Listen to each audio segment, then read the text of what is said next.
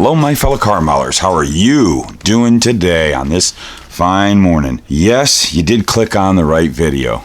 I know this might be a little confusing, but this is, as you saw, this is a Luka's Builds video. And I'm going to show you off one of my builds. Probably one of my early, probably most successful builds I ever did. It means a lot to me, but I know it looks like it's not a build. It's a destroyed. There's a whole story behind it, but yeah, this is a pretty important model to me, but you know how it goes, and you'll find out what happened. But I built this probably in 1989. Let's get this all out. And it was done on a dare. And you know my love for the 40 Fords. And this, we got parts. Let's get all the parts that I have. Keep this bag because it'll be going back into it. But this model was a whole lot of firsts for me. It wasn't my first 40 Ford. I've already done a video on that one a couple of times. You've seen that blue and black one.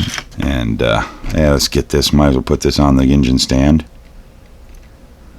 If it'll stay up there. Okay.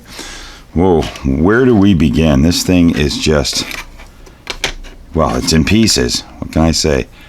Trunk lid. But this was a pretty interesting build for me. We had an upcoming model meeting. This model club that I was in back in the day was, at that time, it was a really great club. It was like my first club.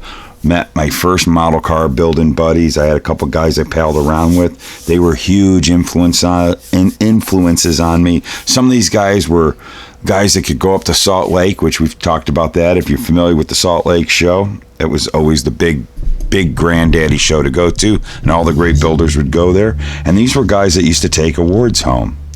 A few local guys here in Phoenix. They were a big inspiration to me. Super nice people. And in this club, we had a every month we had a theme, and we would build, and people would put in their votes, and someone would win a cool little plaque. Man, these plaques were pretty cool back then in that club. So this guy was teaching me a lot of stuff, and he was teaching me about using lacquers and rubbing it out.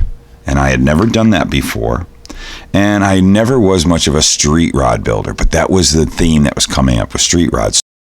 So he gave me the challenge, says, build a street rod for that meeting. And he was building one, and it was kind of like a little buddy challenge. And we were kind of just our personal selves, see if we could beat one another or something. And so I said, well, I'll do a 40 Ford because I like 40 Fords. And I happen to have the AMT 3940 sedan. I had never done one, but I liked the idea of the sedan because I had this big roof here that I could really spend some time polishing out. I thought, I'm going to build this, and I was going to build it as a slammer. So I have no interior for it. And the chassis was just, of course, I put Pro Street tires on it, so I just did kind of a rinky-dink job, because this was all, and we'll get to what this is a little later. But I just thought, it's just cobbled together, nothing important. You're not going to see underneath because it's not supposed to be lifted up, and there was going to be no interior. But I couldn't let the idea of not having a nice detailed engine in this thing. So I cut the back deck lid off because of the trunk or whatever, because I thought I would go a little crazy and light this sucker. And I was going to do headlights and tail lights. And what I did was, make a little, when you got this all together, I had to have a battery box in there. And I had that battery box mounted right about there. And I had to have access to it. So I made a trunk lid. But the problem with it is when I got to doing the trunk, you can see it's a real hack job. It wasn't ever supposed to be lifted. The trunk lid fit there. The only way I could keep this trunk lid on, because I couldn't figure out how to do any type of hinging system back then. I wasn't that developed as a model builder. I just ended up taping it on there, and I never ever was able to change the battery on this thing.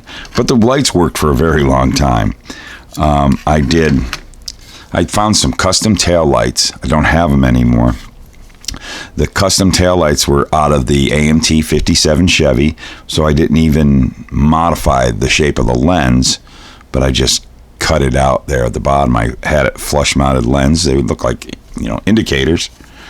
And with black tape, I had the little grain of wheat bulb in there, and it was like just taped. I had like a little the whole back of it. It was just all taped in there, and it lit up and didn't let out any other glow but out the lens, which was cool.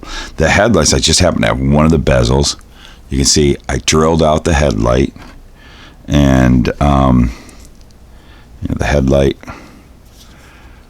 was you know, all a part of it like that. I wanted it to be the 40, which I used the 40 grill, and I used this Bonneville filler grill right there. I always wanted to do that. That was something that was I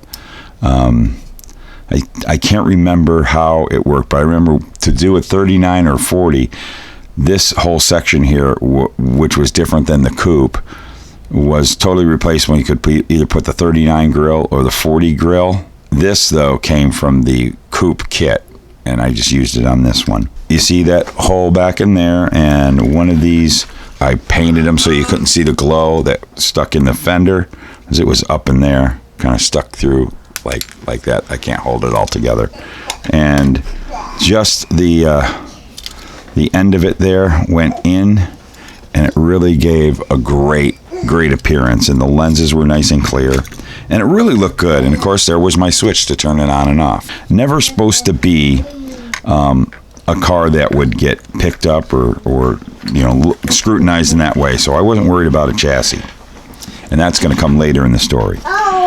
Now, when I first built it, and I only have a couple of pictures of it, when I first built it, it was just white. I went through a series of different wheels and tires. I first used the Krager wheels, Pro Street wheels and tires out of the 66, AMT 66 Nova Pro Street. It was just white. I didn't have this decal here. This was something that was always on my mind. But I just went with white because I was concerned about just laying down the paint. So I went to the auto parts store, and I got, I believe it would have been either Duplicolor or Plastic Coat, touch-up paints in a spray can, and those were lacquer. And so I just got, you know, some white, I don't know which one, and I took all the chrome off, and I took all the drip rails off. Not the best bodywork. I wasn't that great back then, but I wanted this thing to be smooth as smooth. I even smoothed the firewall, and didn't do that great of a job, but that's where I, you know, this one I did smooth the firewall out, because this was going to have an engine in it. Got this thing painted, rubbed it out at the time. Man, it was like, it was so shiny. You can see some of it. It's pretty scuffed up. It's been 29, 30 years when it got disassembled and been kicked around all these years. It's just not as nice as it was, but there's certain little glimmers you can see that this was quite the paint job for the day. Rubbed this thing all out. I really dug it. Again, it was Pro Streeted, or, you know, had drag slicks on it, actually. You're watching the Luka C channel on YouTube. Now, I did the engine. I wanted something amazing and different. And so what I did is I took the big Boss Ford engine out of a Johan kit. But I wanted it to look different, and you know, fuel injection, multi-port fuel injection was becoming a thing.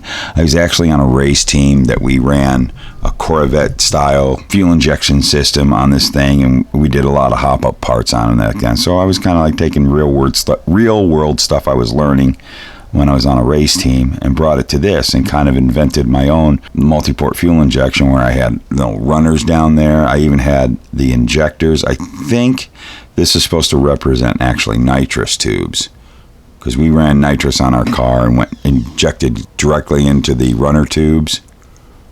If we can get a good look at this. Some old custom valve cover was this part of the plenum, the front of the plenum, and this right here was out of that monogram BMW from the Exotic series. So I used this part, cutting it up a little bit.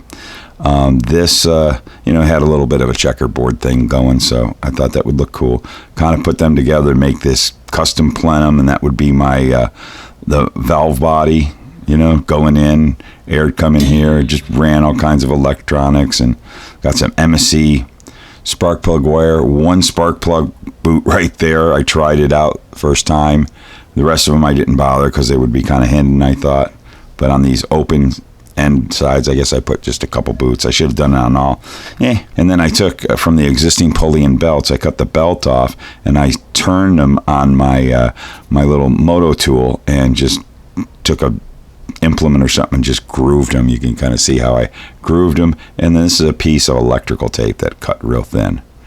And I was using some braided line and somewhat wrapped something there to look like a fitting. Who knew?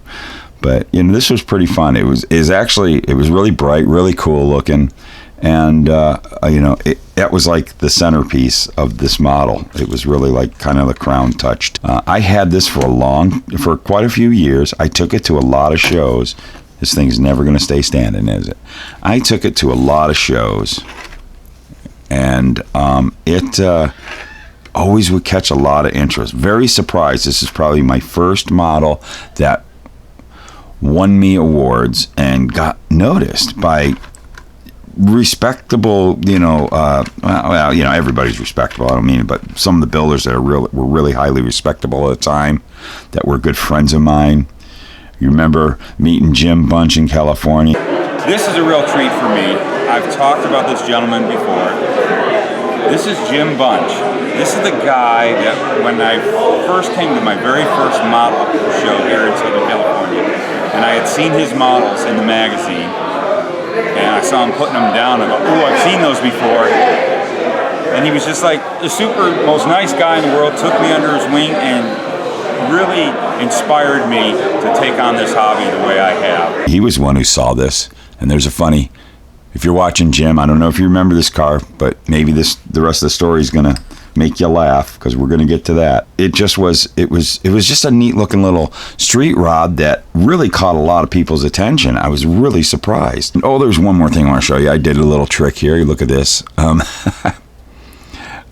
I wanted to have an air intake, so I cut my own little kind of knack a duck, and I took some screen that, kind of foobar looking, not really that well done finishing, but I got the screen back there, and that is screen from a hardware store for your faucets, but it gave it a good look on the outside. What that was for is I had at one time, there was this cone shape, and if you guys are familiar, if any of you have the AMT 53 Ford F100, it came with a custom option that had your rear fenders were actually off of a mid-60s Chevy, and it had a cutout area for the taillights that you could fit like a 50, what would it be, a 58 Vet taillight or something like that, and it gave you that option.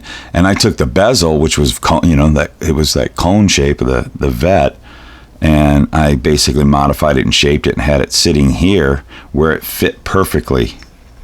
When you shut that hood, it would go perfectly right there, like it was all meant to work together.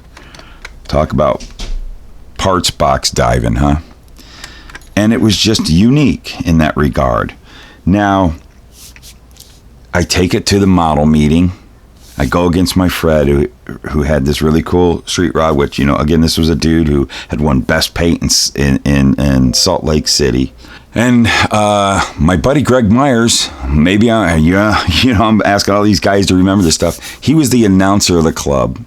My buddy Greg Myers, he was the guy who built that 55 Chevy a couple videos back from the Model Car Mafia. So he was the announcer of the club, and he says, well, this was an interesting run here. Way it was voted, there was two cars that really got a lot of votes, and the car that won by one vote. And so for the first time I ever knew, they announced who the second place car was, which I didn't get nothing for it, but I got second place. My buddy got first by one vote. And I'll never forget, one dude in the club came up and congratulated him and goes, hey, I want to tell you that my vote was the one that you won with, or something. Just congratulate and say, hey, I voted for you, so it was my one vote that got you to win. And I went, hey, all joking, we were having fun.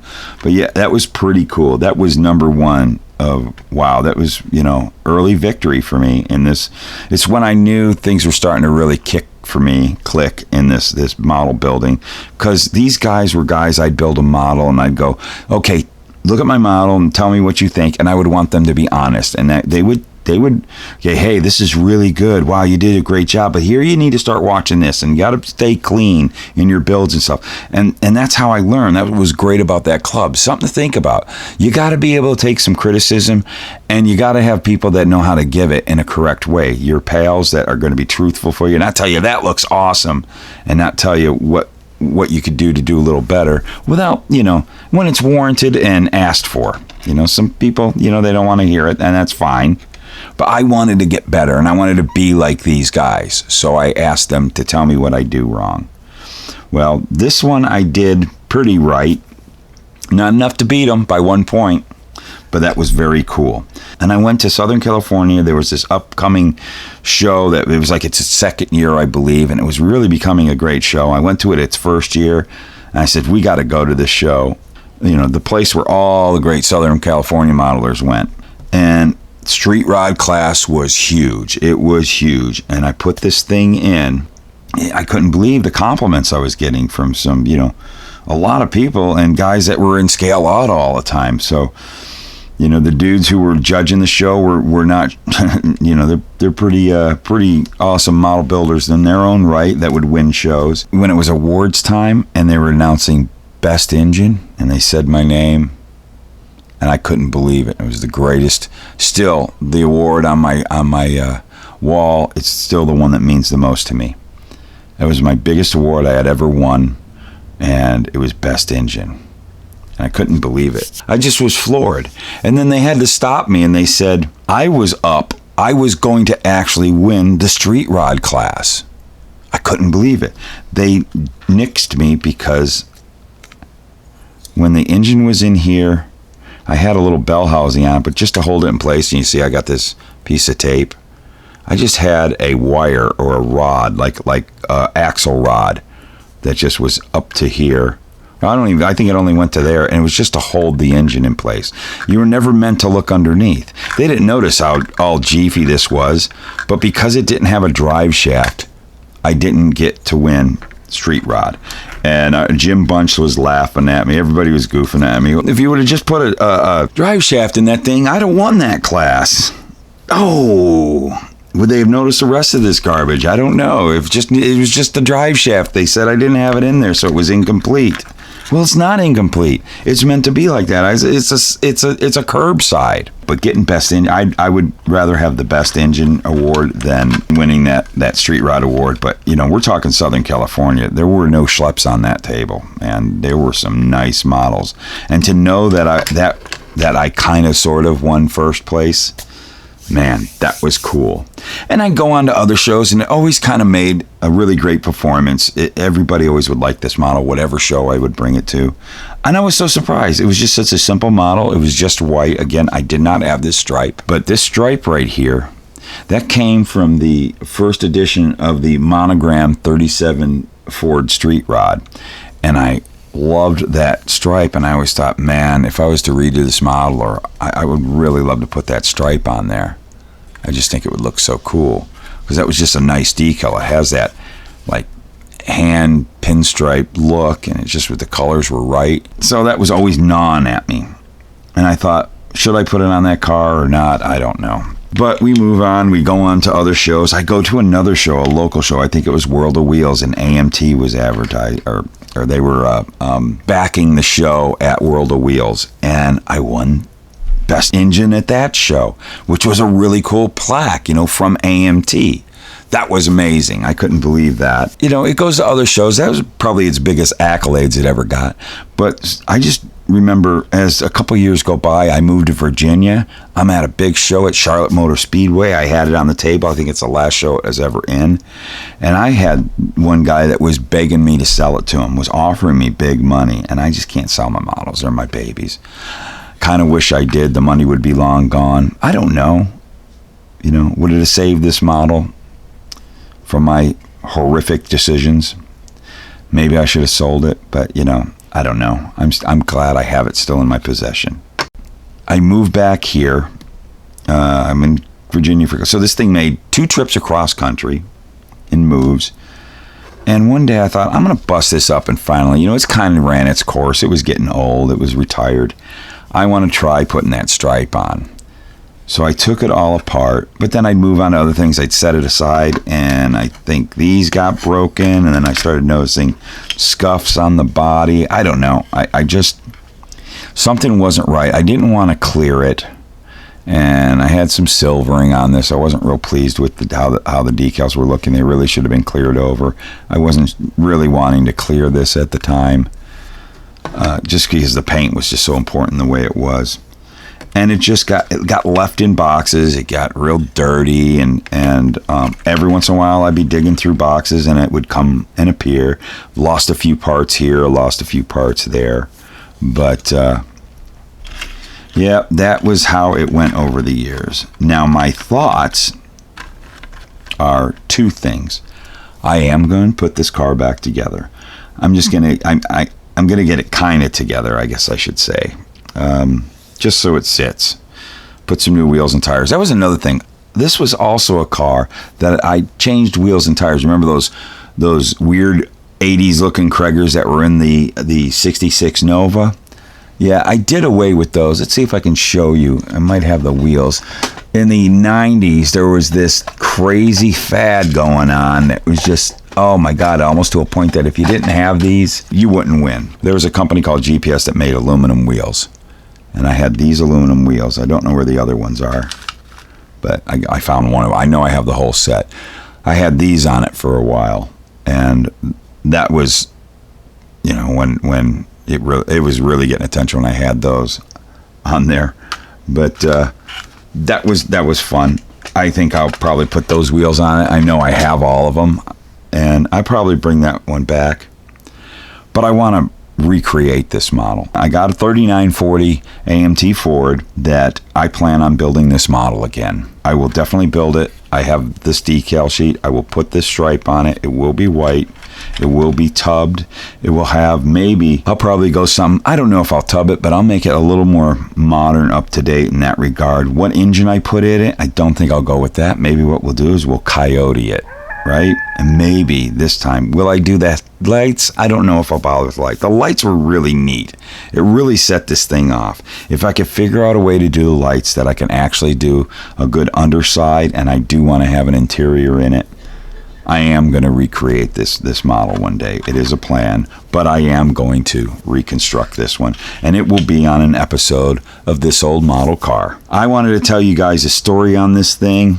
Oh man, Jim Bunch. I'll never forget it. The resin he gave me at that Southern California Model-rama, and he just gave me a hassling.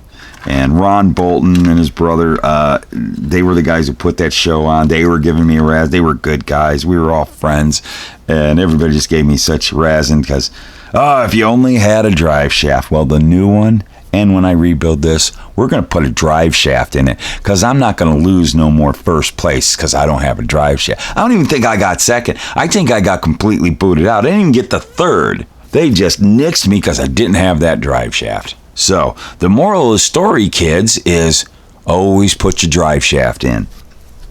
Nothing else matters. Get that drive shaft in. I hope you enjoyed my yakety yak and my stories on this. This was fun. I've been wanting to bring this model to you guys to show you.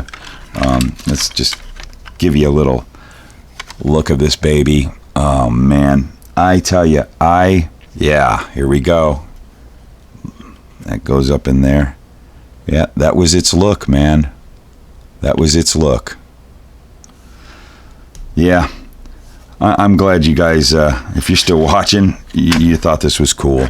And I appreciate you checking in on this. This was a really super important model to me. Finding it again, I got it in kind of safe keepings now so it doesn't get any more damage. We're sitting here, I'm talking, I'm trying to mock the thing up from your perspective. Anyways, thanks a bunch for checking in. Go build some model cars. And why is that? Why do I make that suggestion? Well, that's an easy answer. Because they're fun. Here's the producers.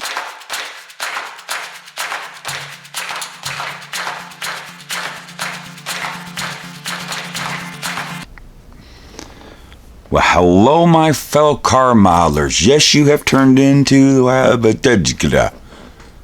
doing it again. Yo quiero Taco Bell. Well, hello, my fellow car modelers. How you doing today? Yes, you did turn on to the right. Oh, God. Yo quiero Taco Bell.